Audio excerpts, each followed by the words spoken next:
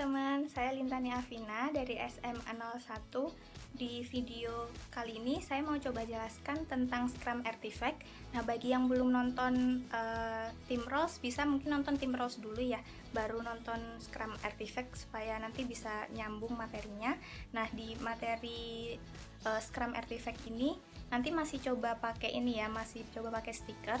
Jadi nanti kalau misalkan ada pertanyaan dalam penjelasan saya, boleh tanya aja di komen. Jangan lupa like dan subscribe ya. Nanti tonton sampai habis videonya. Kalau ada pertanyaan jangan lupa tanya di komen. Terima kasih.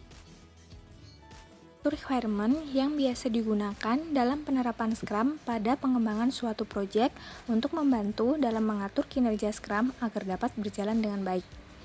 Penerapan Scrum pada umumnya menggunakan board untuk memanage setiap backlog. Dalam suatu board environment terdiri atas product backlog yang menampung hasil pecahan-pecahan fitur atau user story yang telah disusun oleh product owner. Kemudian terdapat list to do atau sprint backlog, list ongoing atau daftar yang sedang dalam pengembangan oleh development, dan list done atau product increment. Berikut merupakan Scrum Artifact. Yang pertama yaitu Product Backlog. Product Backlog merupakan pecahan-pecahan kecil dari suatu produk yang besar. Pecahan-pecahan ini berbentuk list yang disusun secara berurutan dengan prioritas tertinggi diutamakan. Product Backlog dapat berisi user story, fitur, use case, atau bug fixes. Product Backlog dibangun dan disusun oleh product owner dengan pengawasan Scrum Master. Product backlog bersifat constantly evolving dan akan terus berkembang sesuai dengan kebutuhan customer, dan tidak menutup kemungkinan akan mengalami pengurangan. Artifact berikutnya yaitu sprint backlog. Sprint backlog merupakan daftar backlog terpilih yang diambil dari product backlog dengan prioritas tertinggi dan akan diselesaikan pada sprint yang akan berlangsung.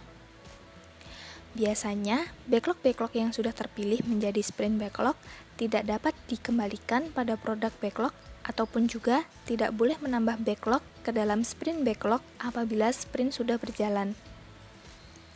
Hal ini akan berakibat pada report sprint yang buruk.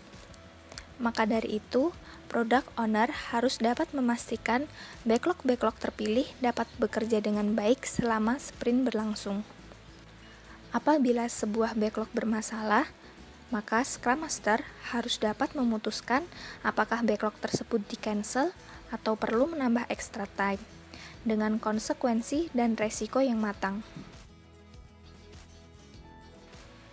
Kemudian, semua backlog yang terdapat di dalam sprint backlog akan dilakukan pengembangan oleh development team dan akan diselesaikan hingga menjadi suatu produk yang siap rilis.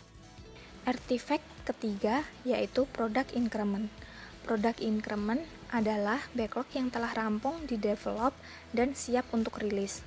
Sebelum rilis, suatu fitur akan direview oleh user dan akan dilakukan penilaian terkait dengan kesesuaian requirement dan performansi. Ini biasanya disebut dengan feedback. Apabila feedback user baik dan telah menyetujui, maka fitur ini dinyatakan siap untuk rilis.